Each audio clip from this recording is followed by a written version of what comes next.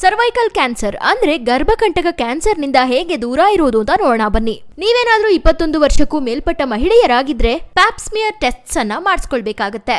ಈ Pap smear test ಅಂದ್ರೆ ನಮ್ಗೆ ಸರ್ವೈಕಲ್ ಕ್ಯಾನ್ಸರ್ ಇದೆಯಾ ಇಲ್ವಾ ಅಂತ ಕಂಡು ಹಿಡಿಯುವಂತಹ ಒಂದು ಪ್ರೊಸೀಜರ್ ಆಗಿದೆ. ಹಾಗೆ ಎಲ್ಲಾ ಮಹಿಳೆಯರು ಮತ್ತು ಪುರುಷರು 9 ರಿಂದ 26 ವಯಸ್ಕರಾಗಿದ್ರೆ HPV ವ್ಯಾಕ್ಸಿನ್ ಅನ್ನ ಹಾಕ್ಸ್ಕೊಂಡಿರ್ಬೇಕು. ಯಾಕಂದ್ರೆ ಈ ವ್ಯಾಕ್ಸಿನ್ ನಮ್ಗೆ ಸರ್ವೈಕಲ್ ಕ್ಯಾನ್ಸರ್ ಬರ್ದೇ ಇರೋ ರೀತಿ ಕಾಪಾಡತ್ತೆ. ಹಾಗೆ ನಮ್ಮ ಯೋನಿಯಲ್ಲಿ ಉಂಟಾಗುವಂತಹ ವೈರಸ್ ಗಳಿಂದ ನಾವು ದೂರ ಇರಬಹುದು. ಹಾಗೆ ಮುಟ್ಟಾದ ಸಮಯದಲ್ಲಿ ನಮ್ಗೆ ಬ್ಲೀಡಿಂಗ್ ಆಗಿದ್ರು ಅಥವಾ ಆಗಿಲ್ದೇ ಇದ್ರೂನು 3 to 4 ಅವರ್ಸ್ಗೆ ಒಂದು ಬಾರಿ ಪ್ಯಾಡ್ಸ್ ಅನ್ನ ಚೇಂಜ್ ಮಾಡ್ಕೊಳ್ಬೇಕಾಗತ್ತೆ. ಇದರಿಂದಾಗಿ ನಾವು ಇನ್ಫೆಕ್ಷನ್ಸ್ ಇಂದ ದೂರ ಇರಬಹುದು. ಆದಷ್ಟು ಹೆಲ್ದಿ ವೇಟ್ ಅನ್ನ ಕಾಪಾಡ್ಕೊಳ್ಬೇಕು. ಬಹಳಷ್ಟು ತಾಜಾ ಹಣ್ಣುಗಳು ಮತ್ತು ತರಕಾರಿಗಳನ್ನ ಸೇವಿಸಬೇಕು. ಆದಷ್ಟು ಜಂಕ್ ಫುಡ್ಸ್ ನಿಂದ ದೂರ ಇರಬೇಕು.